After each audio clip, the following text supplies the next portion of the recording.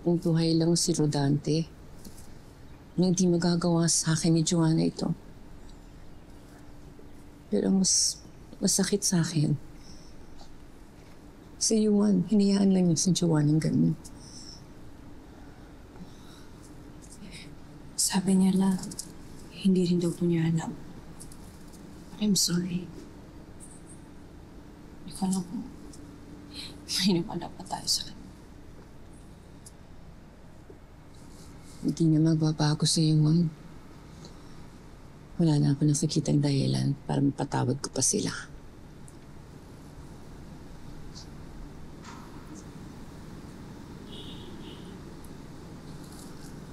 Lola,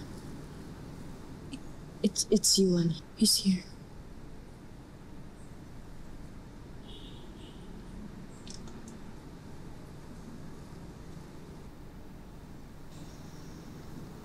Dad, pwede ba kitang makawasan? Nagsisisi na ako. Dapat nakinig na ako kay Lola noon pa. Wala na siya. Wala na rin ang minahal niyang restaurant niya.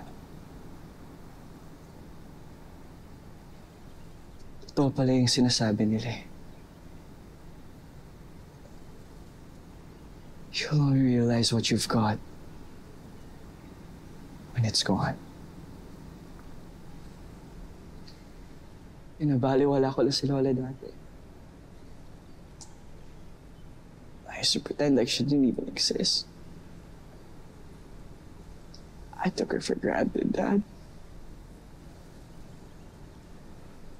I know. Gusto ko na ulit makasama si Lola.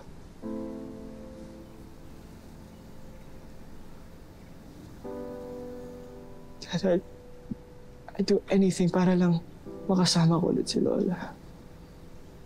I'd do anything just to have her back. Pero sobra na yung disappointment, sakit na binigay namin sa kanya. Kaya nga, ayaw niya na bumalik sa amin. Please. Just watch over her. Protect her. At kung masasabi mo sa kanya, please tell her, mahal na mahal ko siya.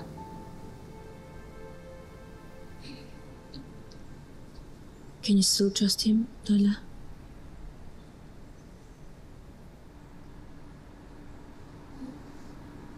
Hindi ko alam, Ina. Hindi ko alam.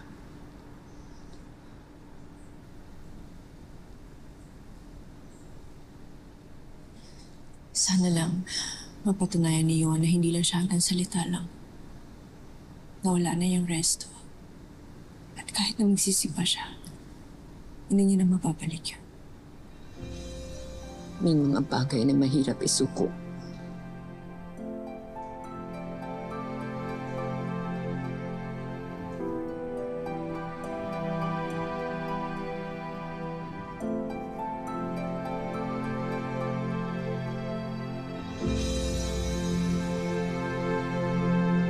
Hello po sa mga kapuso namin sa US. Mapapanood nyo na ang programa ng GMA Pinoy TV kasama ang Shining Inheritance, of course. Pati na rin po ang GMA Live TV at GMA News TV sa YouTube TV for only $40.99 per month. Kaya ano pang hinihintay nyo mga kapuso? Subscribe na!